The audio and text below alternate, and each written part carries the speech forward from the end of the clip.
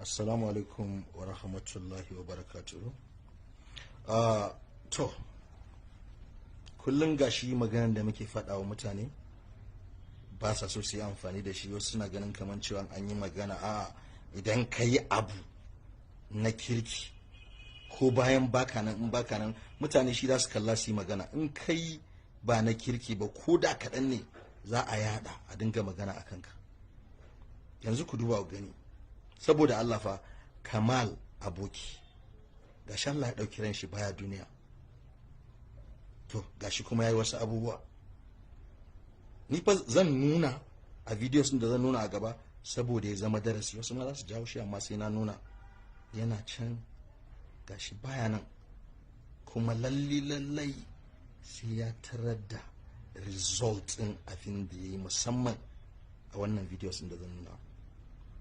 Kawai abin da zan ce shine kawai Allah ya ji kan musulmi, kawai shine kawai, amma wallahi ba zan yi kuka ba. Kana mai kuɗi baka ba da zakka, baka taimako, tunaninka kai kaɗai Allah ya fi so da ya ɗauka ya baka?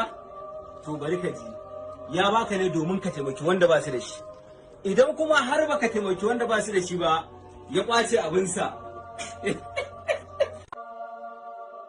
Kana talaka, baka sallah, baka salati, baka addu'a.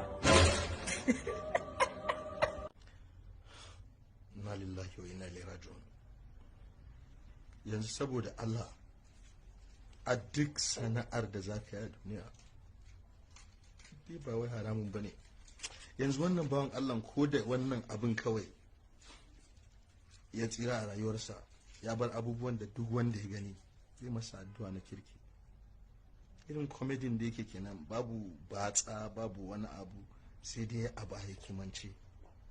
Allah ya ji kanshi, Allah gafarta mishi, mu kuma Allah ya kyauta karshen mu, Allah ya samu gama duniya lafiya, ma duniya ba mu tarbata ba ce.